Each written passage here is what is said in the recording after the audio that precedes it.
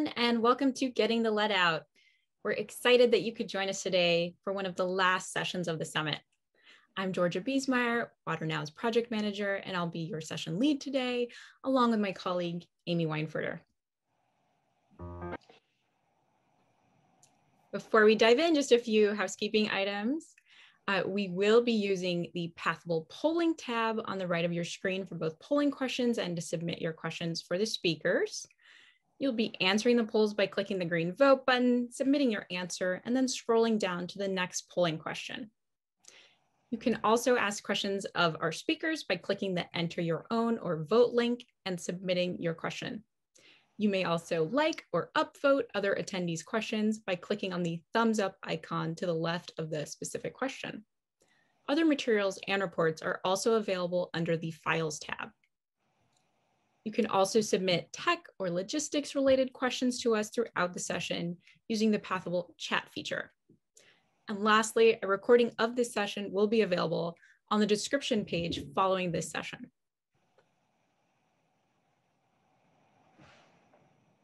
Our moderator for this session is Tom Neltner, who serves as the Chemicals Policy Director at the Environmental Defense Fund. Tom leads efforts to remove or minimize hazardous chemicals from products and the marketplace through cross-cutting policy initiatives.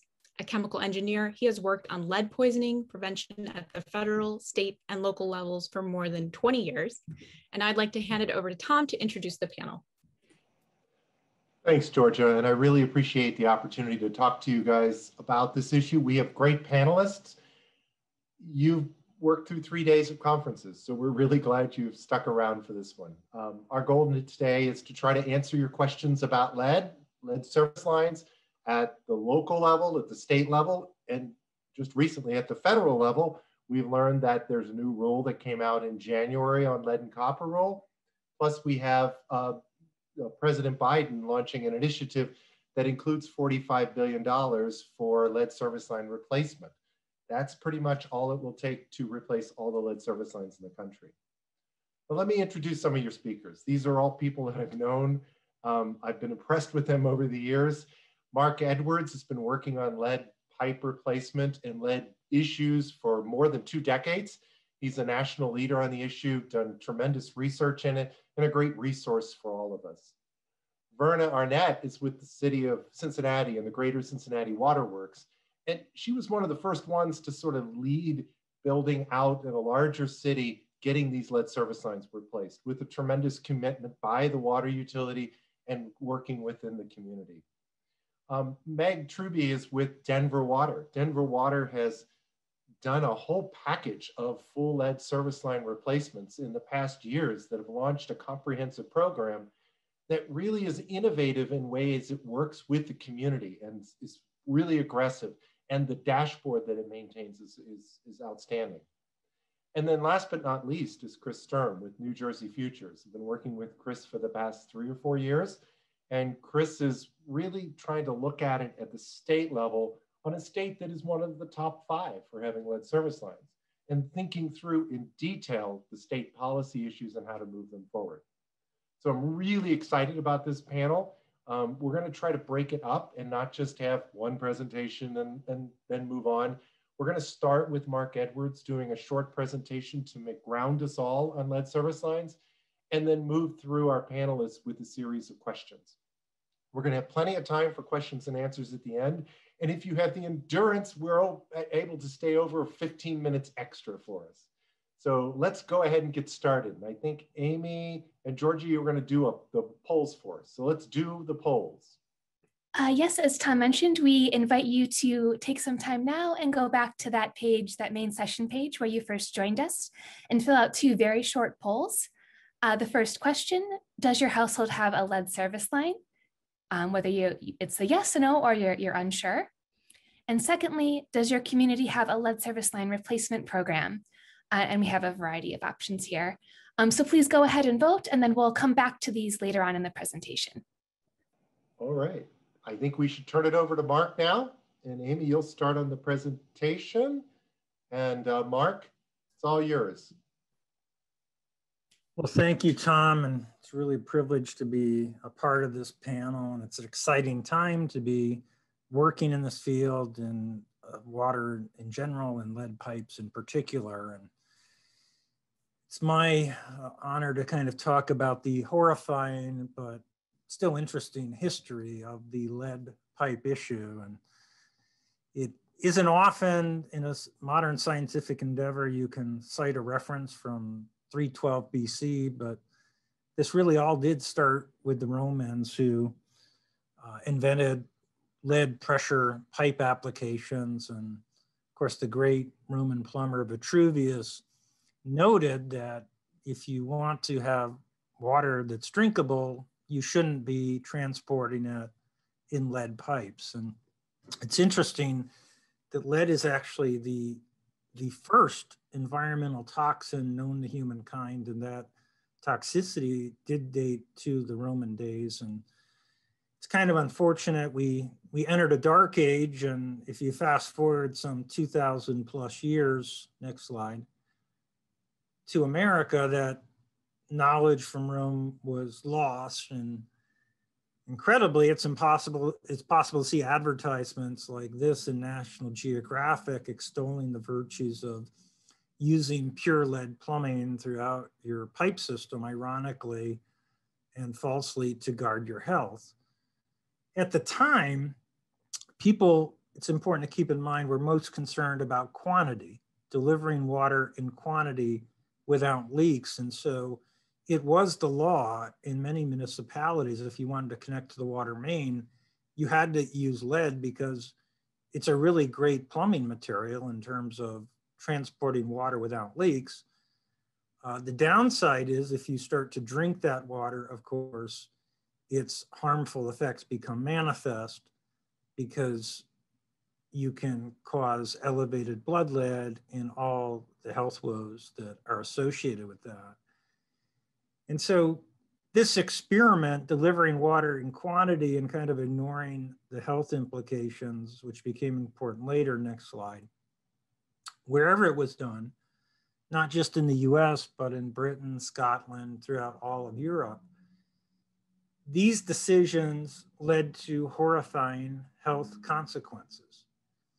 And in the US, in the book, The Great Lead Water Pipe Disaster by Werner Trotkin, it kind of talks about how it quite possibly was one of the most serious environmental disasters in US history, where increased rates of fetal death and miscarriages in the areas of New England with soft corrosive waters were 400% higher. And the toxic manifestations of lead poisoning had to be learned and relearned over and over and over again. And that's really the crazy history of lead pipe. It is a very good plumbing material in terms of quantity and persistence. It would last 1,000 plus years if we let it. But it's just a little bit of lead goes a long way in terms of causing lead poisoning. So if you go to the next slide, you know, one can easily calculate it that just 1 foot of lead pipe has enough lead in it to contaminate every drop of water used by a family of 4 for over 100 years to over the action level. And if you have 10, 15, 20 feet of lead pipe, you can get an idea that there's no shortage of lead, and this problem is very, very persistent. It will be there as long as the lead is present. And anytime we take our eye off the ball and corrosion control falters or there's a system upset, we're going to have lead in the water. It's also interesting that, you know, this is the most concentrated lead source in US homes. You can't get more concentrated than 100% lead. And it directly affects a product that's intended for human consumption. And the other things I'll note is that this is the one lead source that government has a moral responsibility for because it was the law to install it. And in many municipalities, government actually owns this lead source. And that has been the heart of a lot of the problems associated with it, because historically and practically governments don't do a good job of fixing problems they create. And so that is really the sad history of lead pipe in drinking water systems. One water crisis after another. The frequency of those crises decreased with the implementation of lead and copper rule in about 1990, but if you go to the next slide, we had a pretty horrifying example of high lead in water in Washington, D.C. from 2001 to 2004. And it was 30 times worse in terms of the length, duration, number of children exposed. But unfortunately, the harm that was done was covered up by the US EPA, CDC, and other government agencies. And we never really learned from that mistake. And most of you are aware that there was the Flint water crisis, which was in part due to elevated lead in water. Again, the same failure of corrosion control, a failure of government at all levels to recognize and correct this problem until it was exposed by citizens, and it resulted in a horrific betrayal of the public and loss of trust that persists to the present day. And it has repercussions that are being felt well beyond Flint. So for example, if you go to the next slide, yeah, rightly or wrongly, people across the country really fear that they're living the next Flint. They're afraid that they have lead in their water. They're afraid that they have a lead pipe. And some of those fears are real. Some of them are perception, but the fear is reality and we have to deal with it. And too many of our most vulnerable, poorest Americans are spending large sums of money because they don't trust their water, buying bottled water, buying filters when it's not necessary, and sorting through this whole mess and regaining justifiable trust in our drinking water is something I think everyone on this panel has in common. With that, I'll turn it back to Tom. Thanks, Mark, and thanks for setting the stage as to why it's so important. I personally have worked on lead poisoning prevention for 25 years, most of it in Indiana, and it wasn't until about 8 years ago that I really understood how significant it was. And really those children that are, especially on infant formula, are at the greatest risk. You don't think about where you're getting the water from in the middle of the night when you're trying to make up that tap water or using the tap water. Okay, so now we're going to go to a series of short presentations, and what we want to do is focus on 3 segments. One is, why are communities prioritizing lead service lines? How are they getting it done? What's working well? And what are some of the key challenges as they face these efforts? We're going to talk to some communities that are doing it. So we're going to start with Verna, then Mag, and then we're going to talk to Chris, who can give us a state perspective. Verna?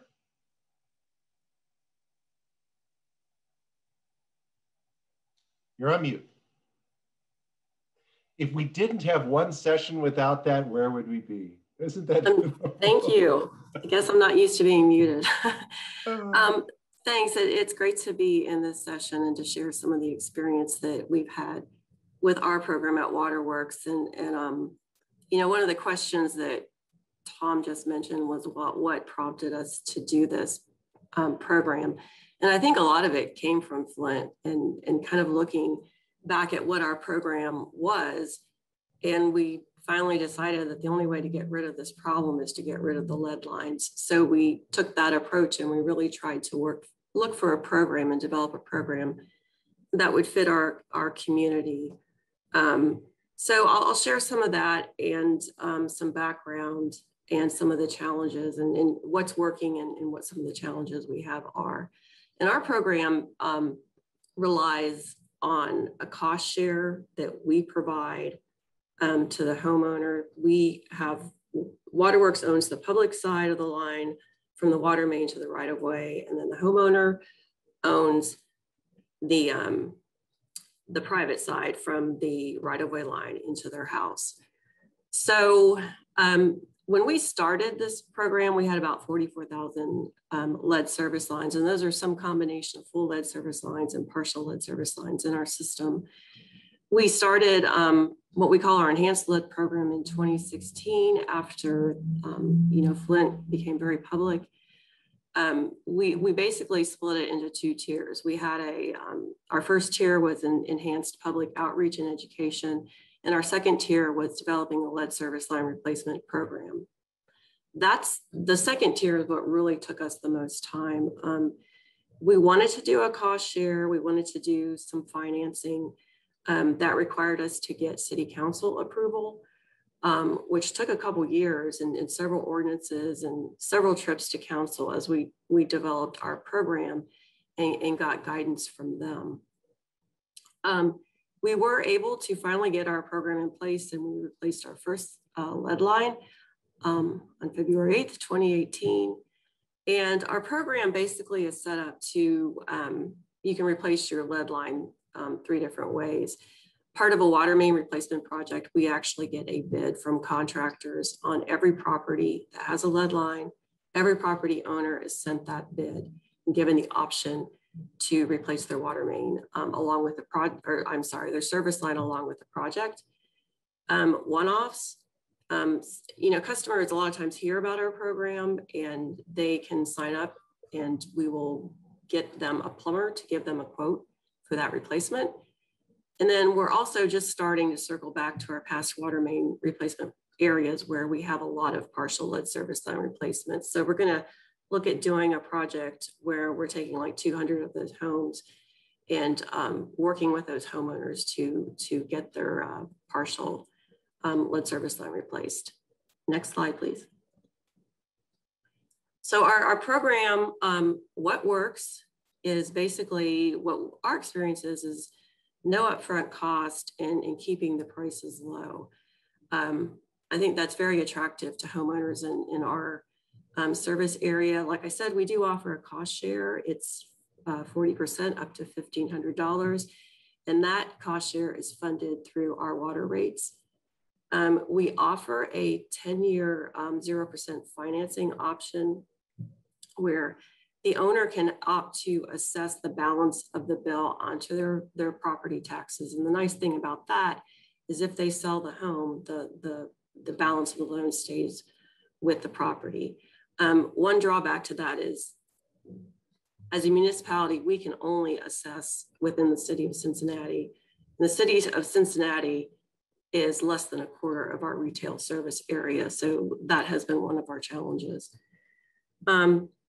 To provide more incentive for low-income homeowners to join our program, we also offer an additional 30% assistance, and that is funded through donations, grants, or non-water revenue, such as cell towers.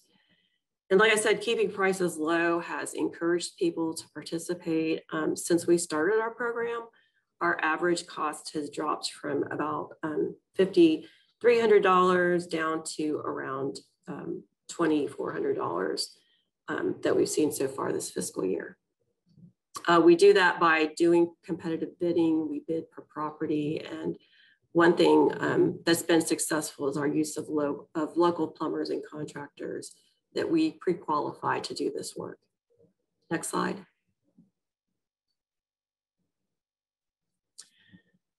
So some of our challenges, I think funding, process, resources, finding your lead service lines and communicating to property owners is a challenge for most people running these programs.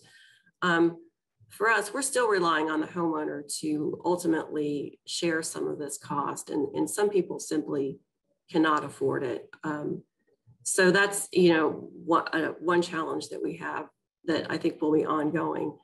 The process requirements, there's a lot of legal requirements for our program. We have contracts. We have 2 contracts per property. When you're talking about 44,000 property, that's a lot of paper. We have to have rights of entry. There's a lot of legal requirements, and it keeps our attorney quite busy. The resources that we have dedicated to our program, we have 6 employees, plus we have many others that spend time on this work. We have 2 lead service line replacement crews dedicated to replacing public side lines. One thing we found is our records are not 100%, and we end up spending money unnecessarily when we go out to replace a lead service line and find out it's copper. So we're trying to minimize that and haven't found a really great way to do that. Also communicating to property owners. One problem we have is actually finding the right property owner and getting them to agree. And our assessment process requires us to send the contract certified mail. So that tends to really limit the number of people that participate in our program. Next slide. I think I'll turn it over to Megan. Thanks, Verna, I appreciate it. And I really appreciate the opportunity to be on this panel and with you this afternoon. And again, just for staying the course through a long event and sticking it out here to the end. So let me just answer the question of, why is Denver Water prioritizing lead service line removal? And then we'll talk a little bit more about Denver Water's program. So once, for the first and only time in 2012, Denver Water exceeded the EPA action level for the federal lead and copper rule. It took Denver Water about 5 years to study, review, and develop a plan to look at what we could do for corrosion control to prevent that from happening again. We presented our proposal to the state of Colorado in 2017. At that time, the state had designated orthophosphate as optimal corrosion control treatment for Denver Water, which orthophosphate, as you know, is a nutrient, and in the Intermountain West, in an arid state, nutrients is a different water quality issue that sort of shifts the problem of lead service lines and a Safe Drinking Water Act problem over to the Clean Water Act into a wastewater problem. Orthophosphate, adding that into the water, also doesn't address the largest source of lead and lead exposure for drinking water, which of course is the lead service line. So wastewater groups, environmental groups, other nonprofits, Denver Water, all they filed complaints in district court and with the state of Colorado, requesting a stakeholder process be built so that they could have their voices heard and also look at a more holistic way to address lead exposure in drinking water. So that stakeholder process was led by the state in 2018, and it was a really complicated, in-depth process. And through that process, that's where the idea of a lead reduction program was born. And we honed that proposal with our partners, with the state and EPA over the course of 2018 and 19, submitted a proposal for a variance to the lead and copper rule to do the lead reduction program instead of what the state had designated as optimal corrosion control treatment. And that variance request was approved in late 2019. So our lead reduction program is really in its first year, or beginning its second year now. 2020 was our first year that it was effective. Next slide. So moving on, I just, I like to say, why are we doing that? But just so we know that sort of context. But knowing that we have folks from all over the country on this call today, I just like to start with, who is Denver Water in general?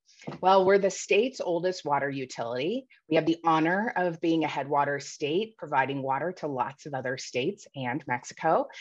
We serve 1.5 million people, which includes the city and county of Denver, as well as suburban municipalities adjacent to the city and county of Denver. Because we're that headwater state, our water comes from Rocky Mountain snowmelt, and so that's why it tastes so wonderful. One last fun fact I'll leave you with here is that we do have 3,000 miles of pipe in our distribution system. And I like to bring up that number just because I think it helps bring into scope the size of Denver Water's work that we do on a day-to-day basis. Next slide. And I think we can go ahead and we're gonna talk about our lead reduction program here, right? And now first, before we do that, because ownership really varies across the nation, I always feel like it's important to point out that in Denver Water's service area, the service lines are owned 100% by the property owner. So what you see here is the water main, as represented by the blue line you see in that picture in the upper left-hand side of the slide.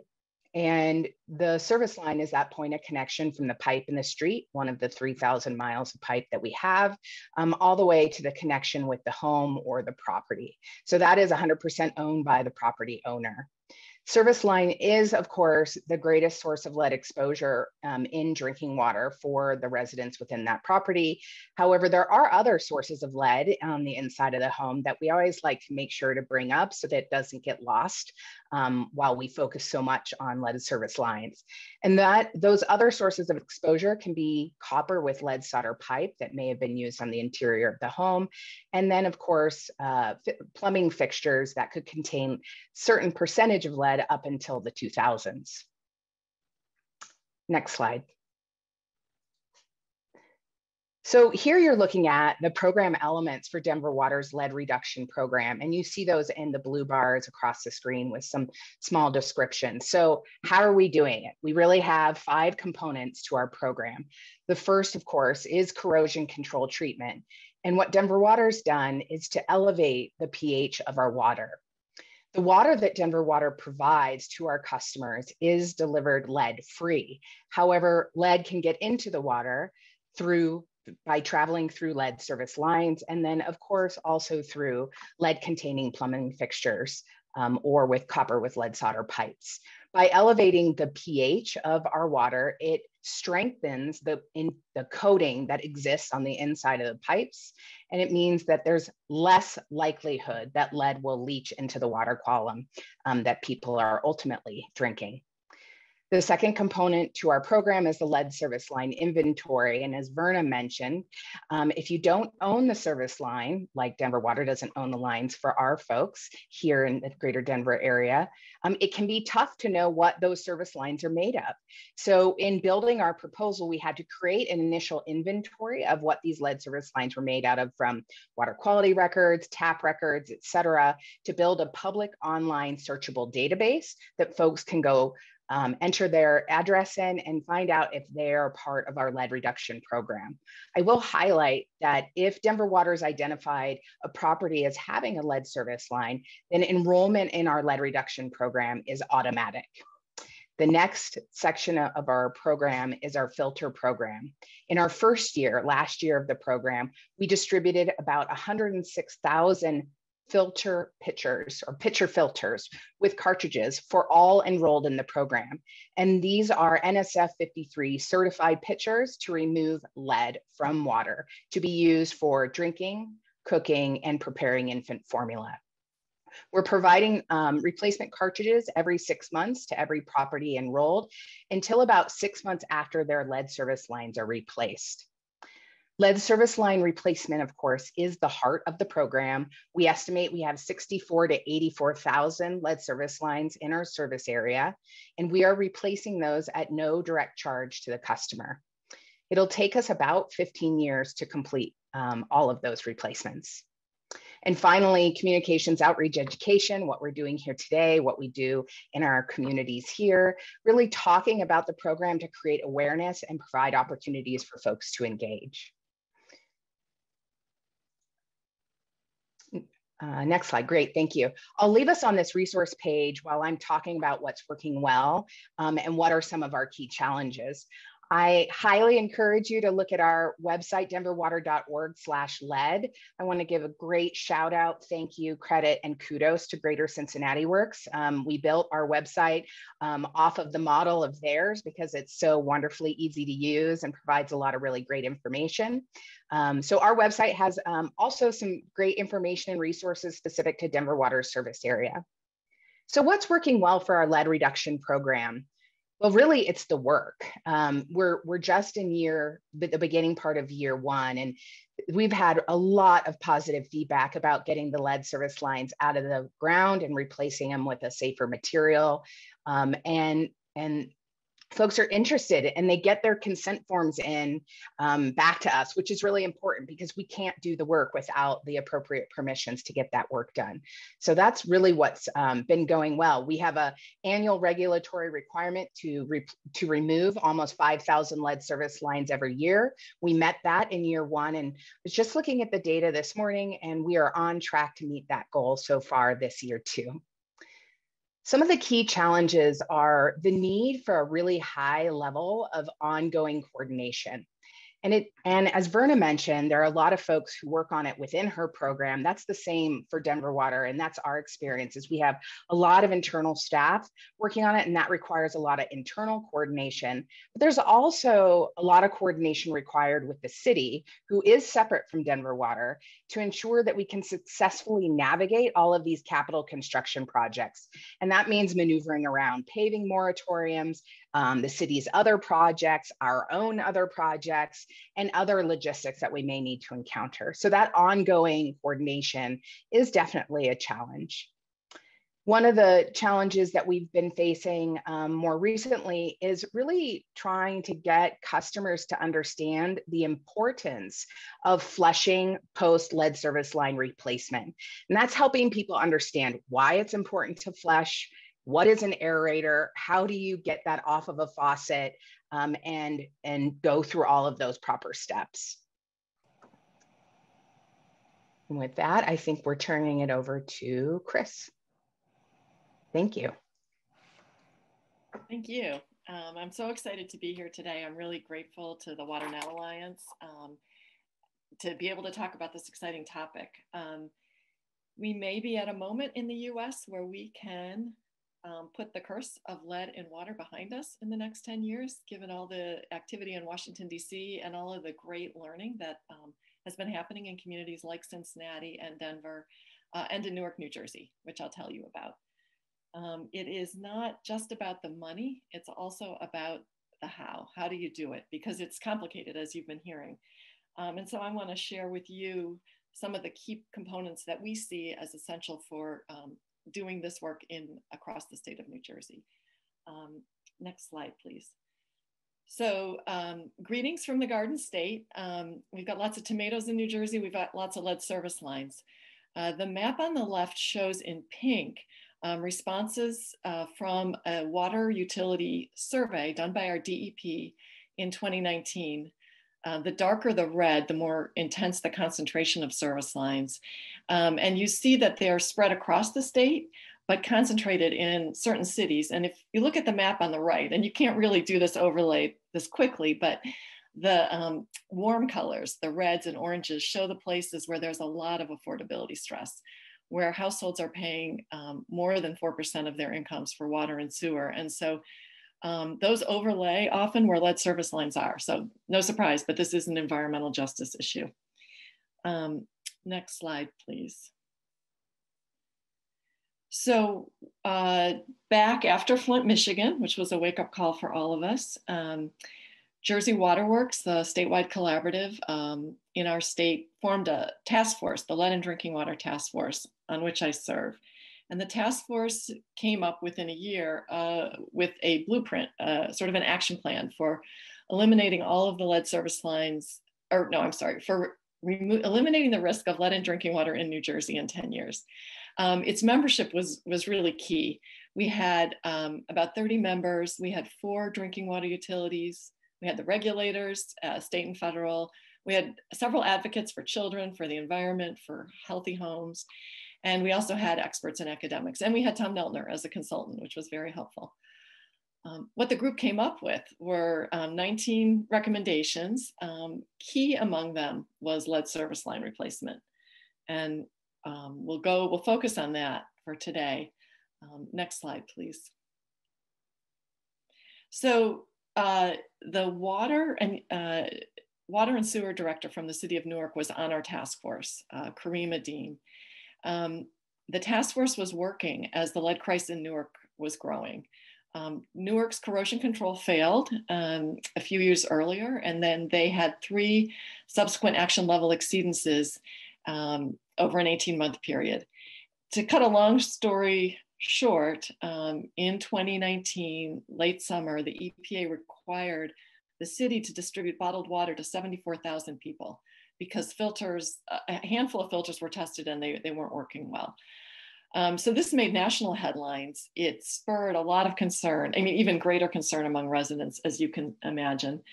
And it really put the pressure on the city. So if any of you saw the awards yesterday, you saw Mayor Ross Baraka from Newark accepting the WaterNow Impact Award.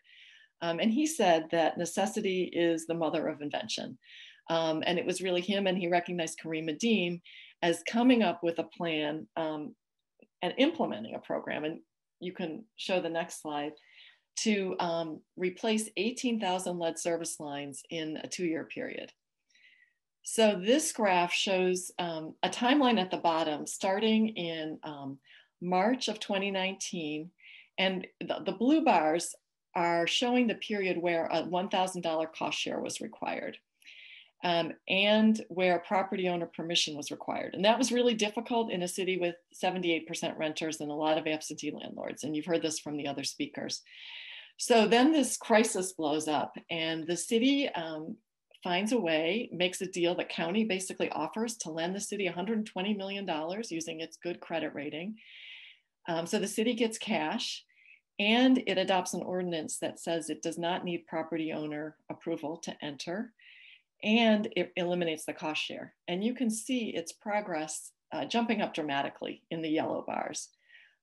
The COVID pandemic begins where the gold turns to light yellow, but you can see the city continuing to make progress. So it's now on the home stretch, really rounding up the remaining, 3,000 or 4,000 lead service lines that are where it's not sure, where they're located. But it was able to do this so quickly in part because it was able to go block by block with the changes that were made. Next slide, please. So our task at New Jersey Future, where I work, which is a statewide organization committed to smart growth, and part of smart growth is having healthy water systems and clean water for everyone. We want to see lead service lines removed across the state. As the previous speakers have said, you can't really manage lead unless you get rid of lead service lines. And this is an issue affecting our youngest and most vulnerable children. So what would it take? What we've learned is that utilities need a mandate and a timeline. Newark was forced to adopt one because of public pressure, but most cities don't have that kind of crisis. And so we believe statewide legislation should establish that mandate with a 10-year timeline. You need funding, and we could talk more about that later today. No customer cost share. If you want to move at scale and at speed, you've got to eliminate the customer cost share, and you need easier access to property. And finally, transparency is key. And you've heard about these great websites, and I'm going to check them out with inventories online. So we do have legislation in New Jersey that has been approved in one house and is moving in the next. And we're hopeful and working with lots of partners to get that over the finish line. But that's tricky. So next slide. Good ideas doesn't always get you where you need to go. So we've got our policy development. You can push next, yeah. And you push again. We've got our recommendations. Now what we need is implementation. And here we're talking about lead in water and in paint, because children are poisoned by both, right? So we need this highly distributed implementation in individual homes and pipes in front of individual homes.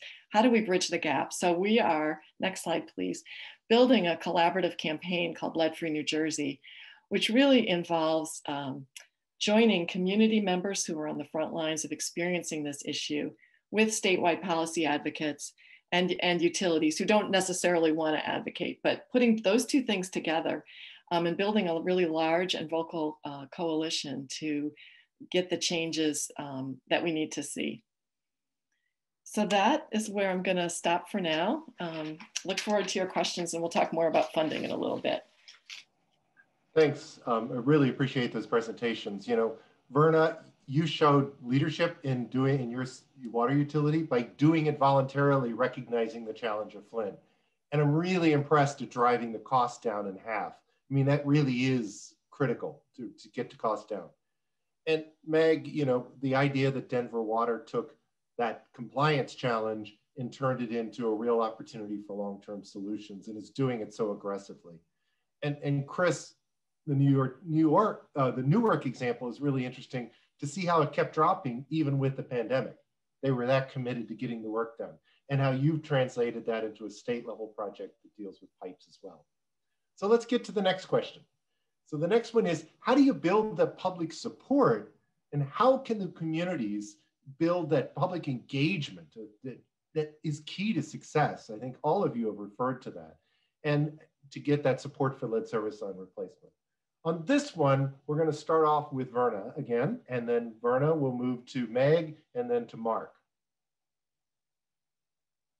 Okay, thank you, Tom. Next slide, please. So as Tom said, we really had to work hard because we needed that public support, obviously, to do our program, especially since we had to write ordinances and change basically the Cincinnati Municipal Code to be able to do our program.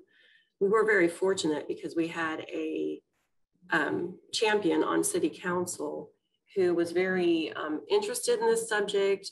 He found out he had a lead service line, and he was instrumental in helping us get this program formulated and get it through City Council. So that was back in we started in 2016, like I had said before. So during that time, we created what we call a Speakers Bureau.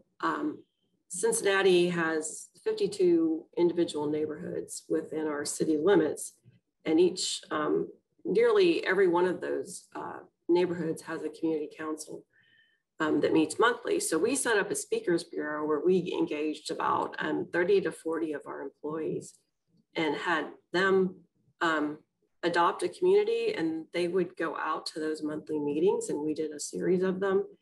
And we started kind of, small. And then as we developed our program, we took more and more information out to them. So those community meetings were really important. And what we have listed here are kind of the progression of as we develop things. This is the progression we went through to take information to those communities.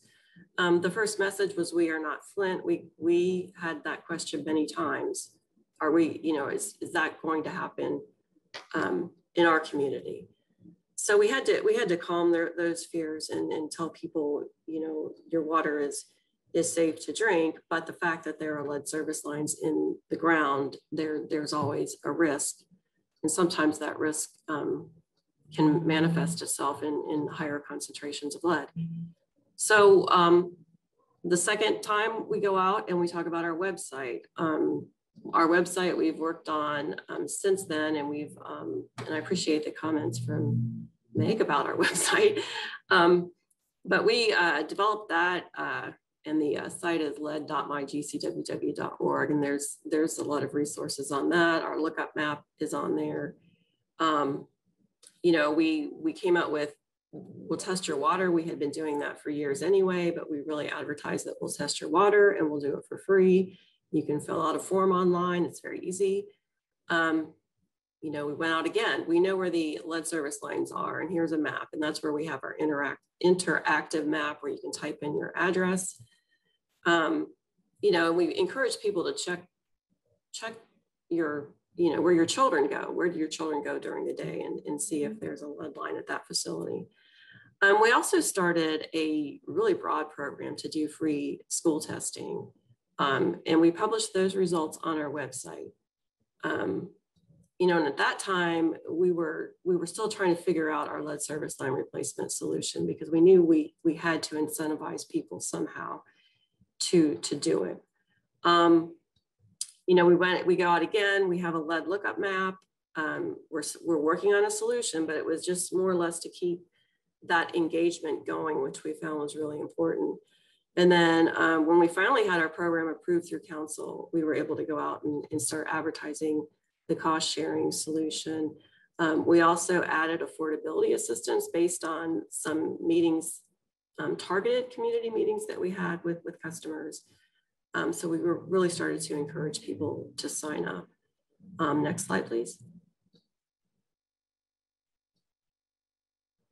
And continuing with that, as we got our program developed, we did media interviews, we put it out on social media. We actually created a lead newsletter that we publish quarterly, and we provide facts about lead. We provide information on projects coming up, and other things that are interesting for customers. And then we have a email list where they can sign up to get that newsletter. Like I said before, we did small group meetings. The picture at the top is an example of one where Kathy Bailey and I went out to a community and just, had pizza, and we sat and talked with various people in the community. And there were probably only about 20 or 25 people. And it was really informative. I think that's the meeting that really helped to validate our need to provide more assistance than the cost share that we had originally started out with. We went to plenty of city council meetings. Those are all televised, so that's helpful getting our information out. We went to many, many meetings with real estate agents. We went to the Plumbers Association meetings, trying to get the word out, not only about our program, but also with the Plumbers Association. It was an opportunity for them to join our program as a plumbing contractor. We developed Thirsty Thursdays, which is, New Jersey has a lot of tomatoes, Cincinnati has a lot of breweries. So we have partnered with several breweries in the area, and we're doing fundraising events on Thursdays as a happy hour, and the part of the proceeds would go to our customer assistance program for lead service line replacement. So that was something that we obviously had to stop because of the pandemic, but we're hopeful that we can get back to doing that, because that was a lot of fun. We send out postcards. We put signs in yards, as you can see in the picture, for someone who's had their lead line replaced. That actually gets neighbors get interested when they see signs like that. And they want to know what's going on. One of our most successful outreaches has actually been individual phone calls to people. We are starting to call people on water main projects. When we send out the original contract, if we don't hear back from them, we call them, and that's increased. That has about doubled our participation rate in our program. So that outreach you have to dedicate a resource to it, but the payback has been great, and that's something that we're going to continue to do more of. Next slide. And with that, I'll turn it over to Meg. Excellent. Just we're running tight on time. So Meg, if you could move a little quicker on this one, so we have time for questions and answers, and keep bringing in the questions. We've already got quite a queue. Thanks. Sure thing. If we can just move to the next slide, please. I think one of the important components around building community support is really starting with that foundation of why. And that really serves as, the strongest way for you to talk about why you're doing this program and building that public support and engagement. So this image came from our proposal for our lead reduction program and really represents all of the reasons why we're doing it. And here in the state of Colorado, the state has a really big focus on health equity and environmental justice. And so that's why I have it highlighted here. And we've really tried to weave the notion that we're honoring the principles of equity into multiple program components. Next slide. So in terms of building public support via awareness and an opportunity to engage, we have it really requires a lot of different strategies. The lead reduction program is really a big, big program, and we need to meet people where they're at, especially in this age of, information overload, and throw on top of that a COVID pandemic, and we need to be really creative in terms of how we're reaching out to people. So we have a traditional communications platform, and we really looked at the demographics of our region to help us identify target audiences and underserved communities for additional outreach efforts. So that's culminated in Denver Water having total commitment to a bilingual program, English, Spanish. So absolutely everything is done both in English and Spanish. We'll talk a little bit about the grassroots outreach work that we're doing. Denver Water, of course, is doing that grassroots outreach, but we also have an ambassador program where we're partnering with communities, local community organizations to expand the breadth and scope of our reach to reach audiences in underserved communities where folks may not know Denver Water or they may not trust us. And then finally, I just want to point out here, we are really committed in this program to getting better as we go along. So that notion of learning by doing, we're doing everything on a calendar year basis, and we are tracking those teaching moments where we learn something about how we're doing the work and how we can make it better in the future.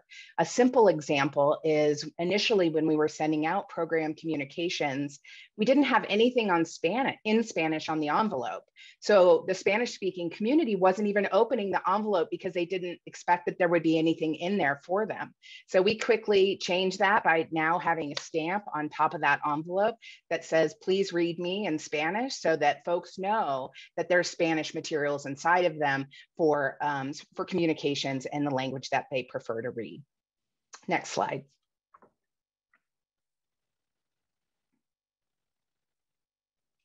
So I just like to put in this slide because I feel like it really sums up this notion of honoring the principles of equity and really the need to focus and provide additional resources in communities or geographic areas that have been historically underserved.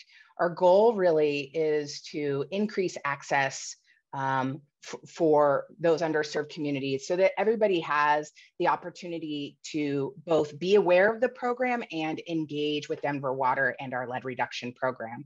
So as I mentioned, we have woven these principles of equity throughout our program. So what does that really mean, right? You're like, how does that work in real life?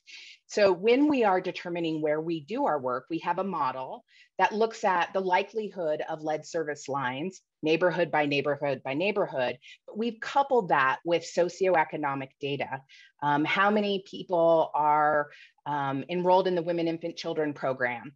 What's the percent living in poverty? What's the percent minority? How many children 5 and under in that program? And we use that model to help us figure out where to do the work. And that really is a guiding light for us in determining which neighborhoods we're going to get the work done in for that upcoming calendar year. And that work is in addition to a group of customers that we call the critical customers, which are properties and that serve the most vulnerable, which is properties that serve children 5 and under, or is a school, daycare, et cetera. We also use that model that I mentioned to help us figure out how to distribute our filters, which we did. We did about 110,000 filters last year to everybody enrolled in the program, those pitcher filters. And we use that model to help distribute them and determine who should get the filters first. Finally, we also use that model to determine where to get the work done, but then also pivoting to the rest of the folks who aren't getting the work done in a current calendar year. Where are the neighborhoods that are facing higher levels of inequity that more likely have a lead service line? And so we need to reach out to them first to help make sure that they know Denver Water has a lead reduction program. They got a filter, they know how to use it for cooking, drinking, and making infant formula, et cetera. So those are some of the ways that we're trying to weave those in. Next slide. And of course, we are trying to expand our reach to gain additional awareness about the program. And so we've built an ambassador program, and that's really a multiple layered program where we financially support a local community organization to do grassroots outreach on our behalf. Voluntary partnership, which is really more around information sharing. So we have a whole breadth of community partners that we work with who help us spread awareness and build engagement for the program. Next slide. And I can't help it. We always throw so much text in these slides because we want to make sure people are getting a lot of information. But I did want to throw in some pictures here on this upcoming slide, just showing you that we did, even through the COVID pandemic, get out and about last year to a few events, sharing information about the lead program with information stuffed into water bottles for folks, and also some of our Spanish printed materials. Next slide. Last year, as the first year of our program, we also wanted to really make sure that we were reaching folks who spoke languages other than English and Spanish. So we did that language evaluation for our service area. And we're working with a group of community navigators who now are supporting 5 other additional languages, such as French, Amharic, Arabic. These are some of the other big languages in the Denver metro area. And they told us that really like to use the internet and social media as a primary source of information. So we made sure that with the help of these community navigators, that we recreated videos about what the Denver Water Lead Reduction Program is and how to use your filter and all of these different varieties of languages to really help our community navigators talk with folks and show these videos so that folks can really engage with the program. What you're seeing there in the lower left is just how many folks we were able to engage in some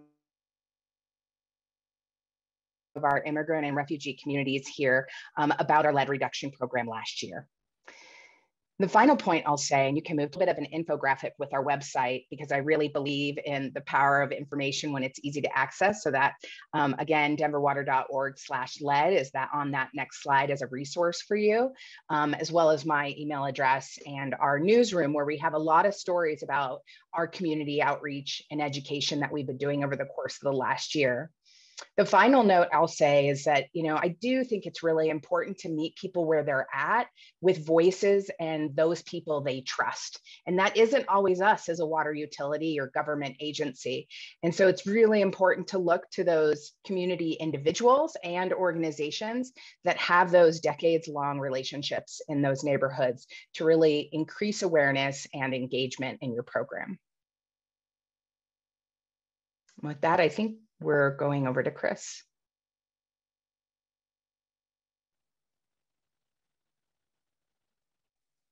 It's Mark's turn. Thanks, Mark. Well, I think I'm just stunned by the high quality of the presentations. And since I really don't have anything to add or improve upon it, I'll just yield my time. Okay, thanks, Mark. I'll go 3 times as long just because of that. No, just kidding. I'm gonna do this quickly so we can get to everyone's questions, but I've learned so much from all of you. I love the critical communities because we're starting to look at childcare centers in New Jersey. We gotta figure that out. And the other thing about just making phone calls, so simple, but so effective. So how do we envision paying for this in New Jersey? We all know maybe the federal government is going to come through, but we've thought that before. Our lead service line task force had sort of a 2-layered approach to funding lead service line replacement statewide. First was the idea that in affluent communities, if you can pay for lead service line replacement, including the customer-owned portion from rates, if utilities can charge a little bit extra, they can get the work done. In my drinking water area, which spans several towns, it would be about $1 extra a month. So that's low-hanging fruit. There's no barrier there. And provided there's a law, which is now moving through the legislature to authorize that. Our ratepayer advocate did not like it, but I think the public health impact of lead in drinking water has sort of overcome that concern. The problem with that approach, though, is it does not work in low-income communities where there's a lot of lead service lines and ratepayers are already stressed. They're already going to be on the hook for fixing things like combined sewer overflows and water main breaks, and now lead service line replacement. Before COVID, we thought our state legislature might be able to provide $500 million to target its subsidies to those communities, but when the pandemic started, that became a non-starter. And so we looked at how could we make sure that any subsidy money, and there's always some, could be targeted to the places that need it the most. And we worked on a methodology to identify the places where solving the lead problem would stress ratepayers the most. So it would not only raise rates, but it would increase the number of people who are already stressed by their water rates. And because we're short on time, I'm not going to explain this methodology, but I want you all to go to a really cool new website called njwatercheck.com. And I'll ask my colleagues from New Jersey Future to put this in the chat. There's a new dashboard on water systems in New Jersey called Jersey Water Check. And you can go there, njwatercheck.com, and look up any water system. You can find out how many lead service lines they think they had in 2019, how many they replaced last year, what their rates are, and what percentage of their ratepayers are stressed based on our preliminary methodology, which needs a little bit of work. But it's definitely an improvement on past efforts, we think. So that's it. So it's targeting subsidies surgically. So in conclusion, what I just want to say is, we think we will have the money. We think we have it. We think we can scrape it up if we need to, but maybe federal government will make this much easier for everyone in the country, for every state in the country. We know we have the blueprints. You just heard about 3 of them today for how to get this done. And we know we have the public support. Tom didn't share the results of a poll that Environmental Defense Fund did that showed that voters supporting Trump, supporting Biden, want to see government fund lead service line replacements.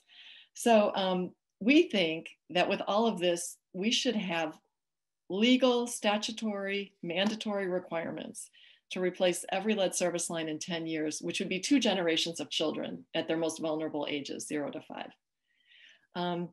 So with that, I will say thank you, and we'll turn it back over to Tom. Thanks, Chris. I think, Verna, you have some closing comments before we get to questions? And I'll be really brief because most of this I think has been talked about, but our, the funding issue is a huge issue, as we've been talking about, and also our governance structure and what we can do. In our case, as a municipality who serves a retail service area that includes, over 30 different jurisdictions. So, one thing I do want to mention, and childcares were brought up previously. We did just get a grant for childcare lead service line replacement, and we found we have about 184 childcares in our service area who actually have lead service lines. The grants that are out there, at least our experience so far, is that it's very resource intensive to administer. It's these traditional grants that public utilities get are not conducive to doing work, low volume work, low dollar amount work on private property. Sometimes it seems like the money's there and we can't utilize it because we can't get it to fit into our program. So those are some of the things that really prevent us from, spending money, even if we have access to it, and allowing, having laws that really support lead service line replacement for utilities, because we all have such different governance structures that we operate under. And with that, I'll turn it back over to Tom. All right, thank you all. Let's switch over to see the poll results. Amy or Georgia, can you do that for us?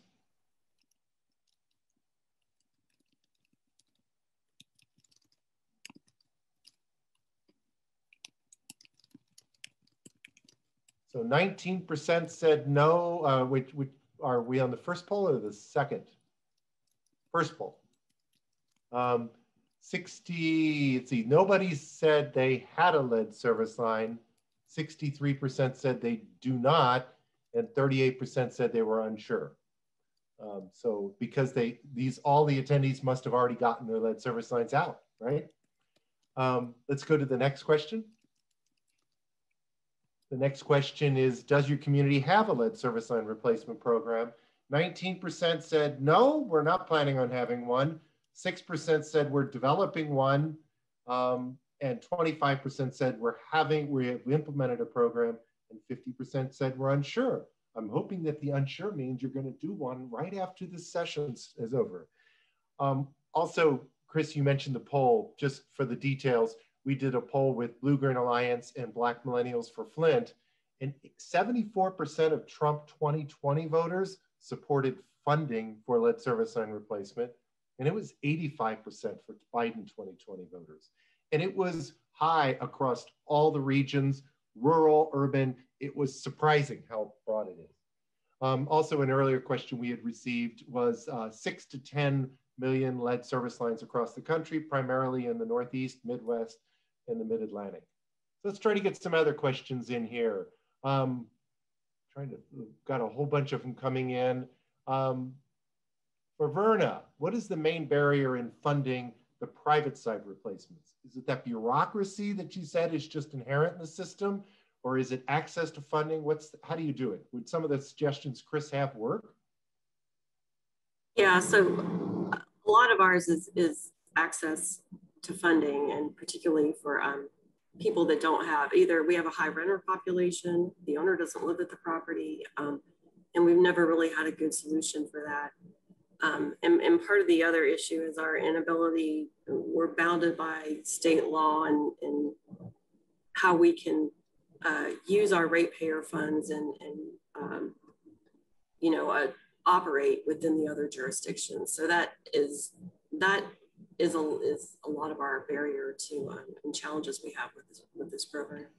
Because you said you served like 22 cities or 22 communities, and only a part of those were in Cincinnati. So it gets much more complicated with every political structure. One of the other questions is, what's the challenge to getting a full and accurate LSL inventory?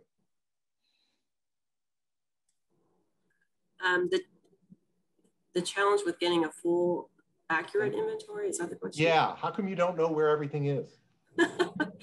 Well, we wish we did. That part of the problem is these lines, we stopped in Cincinnati, they stopped replacing lines in 1927, but our utility goes back 200 years. So, and there's a lot of areas where we're not sure what's in the ground. The other issue is Cincinnati is a 78 square mile city. And when we started branching out to service other municipalities over time, we inherited their systems, and some of those systems had records, some didn't. So the other problem is over time, customers have replaced their lines with copper and never told us. So more often than not, that's the difference we see. We think it's lead. We send a contractor out there and find out it's copper. So, those are some of the challenges. I don't think we could ever have 100% accurate inventory, but we'll try to do the best we can. 200 years is a long time.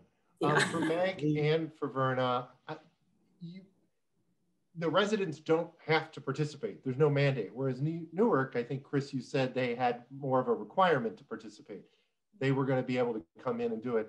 How does that work if it's voluntary participation?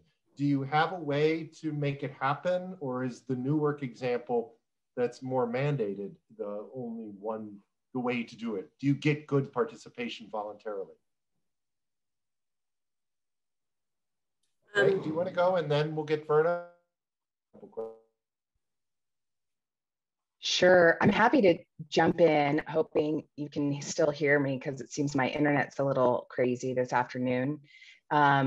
We've actually had a lot of positive feedback. I think when we look at year one for those who refuse to have their lines replaced, it's less than 20. I think it was around 19 properties that refused. And we have a whole program for how we deal with those properties that refuse. And we try and encourage and persuade them to be part of the program, since it'll be done at no direct cost. Then if they ultimately say, no, absolutely not, we put them on a refusal list, and then we're in contact with them. The goal is to be in contact with them every year. And there's a note on the account. So if ownership ever changes, then we will also reach out in that case. So that's Denver Water's experience on. Verna? In Cincinnati, we actually declared it illegal to have a lead service line. If someone gets a leak in their line, they have to replace it. They don't have a choice. But at this point, we're making it, customers are still having the option to opt out.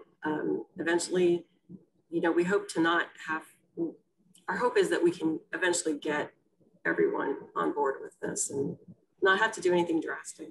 Yeah, people rebel against mandates. I will say in DC, Washington, DC, where they made it easy to participate, but you still had to pay. There was no cost sharing like you do, Verna. They had a 50% participation rate. So 50% of the people were set up. But as you can imagine, there was a economic and racial aspect to it, where it was the wealthier, whiter neighborhoods in DC that participated. Okay, let's go down to another question here. Let's see.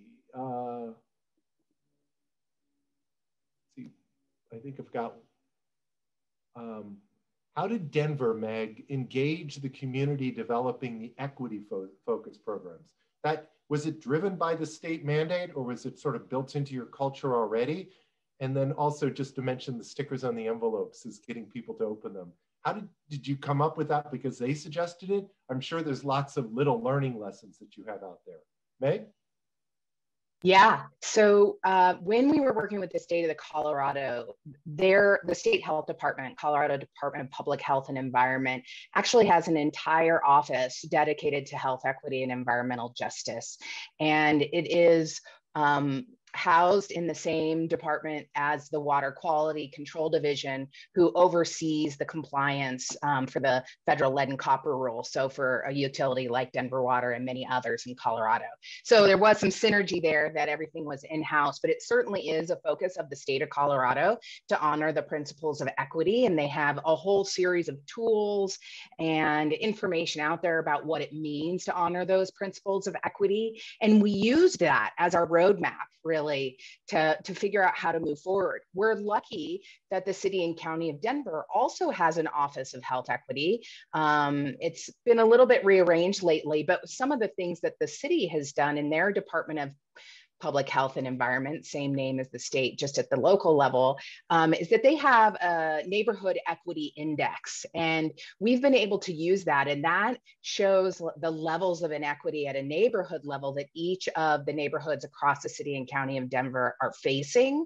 And so that too was really helpful in incorporating those principles of equity in the various ways I mentioned earlier.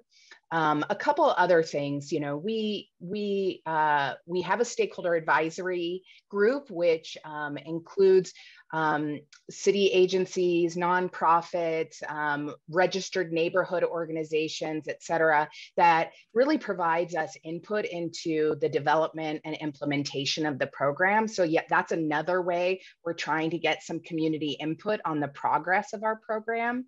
But I would say really one of the ways that we're getting feedback from just boots on the ground, person to person, how it's going, is both from our folks who are out in the field doing the lead service line replacements, talking with families and residents about how it's going, what they found difficult, et cetera. And we're bringing that information back, right? And we are logging it in, you know, a learn by doing log that we're keeping track of. That's how we kept the little note about the stickers on the envelopes. And we have our community partners who are also telling us that, you know, and it was actually, I'm not sure, I think it came from a community partner, that specific example of needing to have something on the outside of the envelope. It was a recommendation from a community member who said, hey, you aren't putting anything on the envelope for me to know that there's Spanish material inside. So that's going straight to the track. Know that it has information for me. And so we logged that. And in that case, that was one of those learn by doing moments where you go, okay, we can immediately resolve this situation versus some of the other things, they take a little bit more discussion and coordination before you can implement. But tracking that kind of stuff is important. So you can go back every 6 months or every quarter and really figure out how to improve the program. And I have to say, your dashboard is amazing. I've read your quarterly reports on how you're tracking progress, and it's impressive. I know it was part of the variance, but it really pays off. Mark, are there any lingering doubts about the health impacts of exposure to lead, Are there misinformation campaigns that you think need to be counteracted? What are you thinking? Yeah, there has just been absolutely shameful misinformation campaigns on all sides of this issue. And as a result, frankly, the science doesn't even matter anymore. The issue is that the fear, perception, and loss of trust, those are real. And that has to be dealt with. And once you undermine that trust, it's tough to rebuild it without proactive programs. It's practically impossible, I think. Chris, you've been at a state level, you've probably looked at a variety of different messages. What have you seen? In terms of trust? Yeah. Well, I mean, what Newark has done is similar to what we've heard today, where they have actually hired local nonprofit groups to do door-to-door canvassing, so that there's trusted voices talking to community members, which is really important. We have done a recent survey that shows the percentage of people that use bottled water, and it's really high. I forget exactly, but it's like around 40%. So that is just sad. But you know what? It's like if I lived in Newark and I had a toddler or a baby, I might buy bottled water. If I wouldn't for myself, like I would rely on the filter, whatever. But we need to get these lead service lines out of the ground. And until we do, I think the onus is on government right now. Got it. And there were some questions in there, and I'll handle one. That was, what about the federal legislation? And the federal legislation, or what Biden had introduced, was funding the $45 billion through a program that's in existing law, where EPA would do a grant directly to the water utilities, or it goes through the state SRFs. The problem with the state SRFs is there's a 20% match requirement, and that would need to be waived to get the full participation. It's also, so there's challenges to each program. It's how do you get enough permission? Do you have to prove that people don't have the resources? And as Verna said, that's a lot of work to get that kind of documentation and evidence. So the goal is that would go either one of those two methods. And I think that's what they're working on now.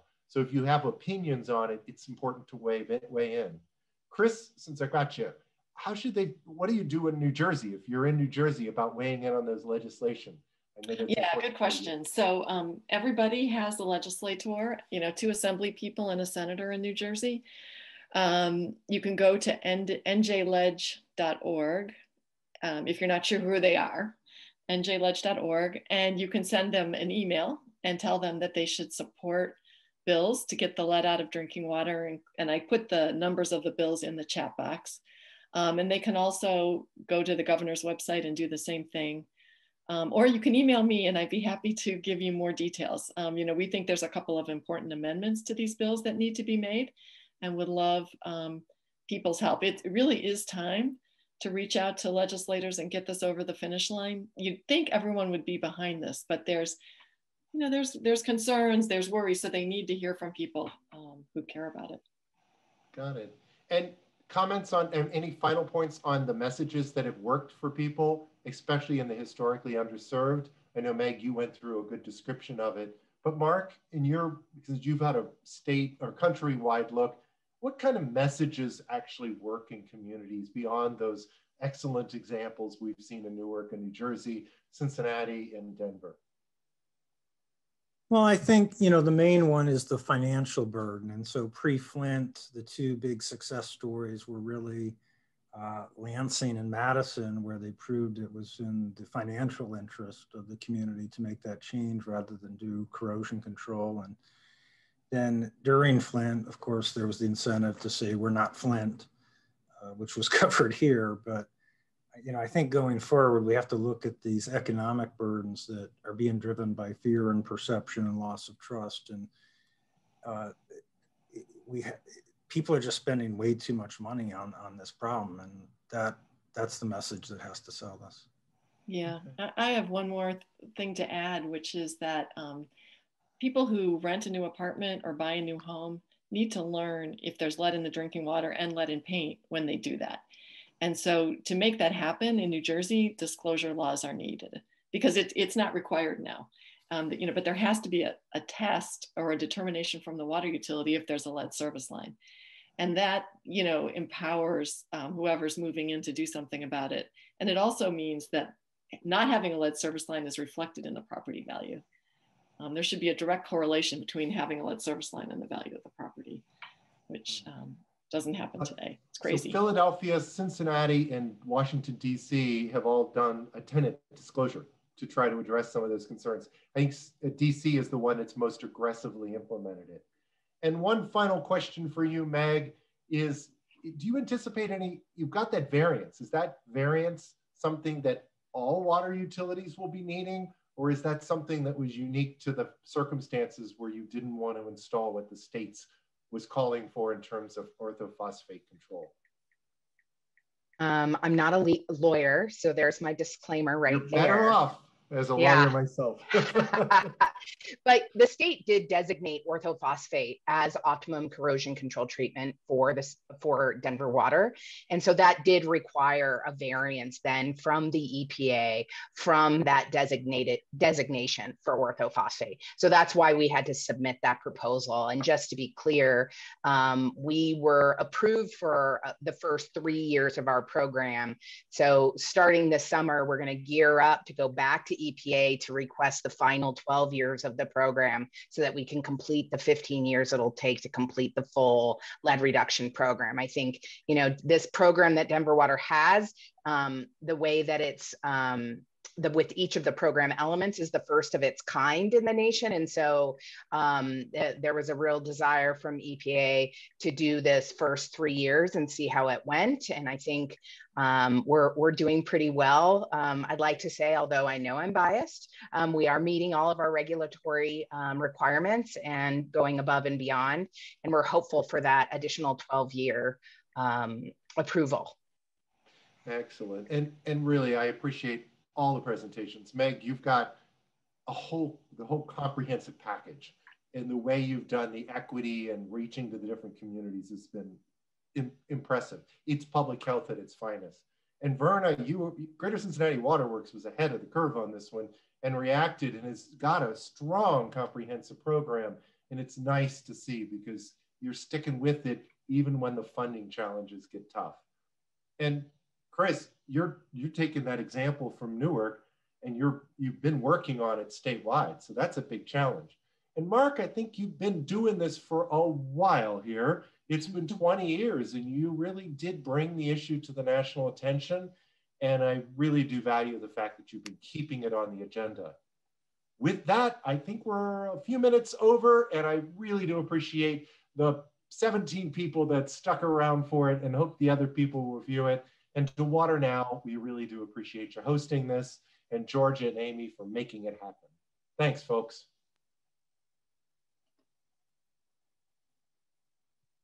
I'd like to thank Tom for moderating and all of our speakers for their presentations today and their dedication to this challenging issue.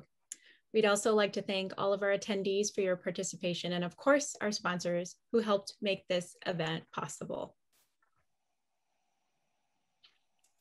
So we hope you'll join us for this Sponsor Networking Lounge, which is the final event of the summit. At the Networking Lounge, you can learn more about our sponsors and how their work can help support the work you're doing in your communities. Many have special offers and giveaways during this time, so it's an especially good time to chat with them or download or view the materials they've put together in the virtual sponsor booth. We'll also be sharing a link to a survey in the chat, and we would be very grateful if you could take a few minutes to share your experiences over the past few days. Thank you again, and take care, everyone.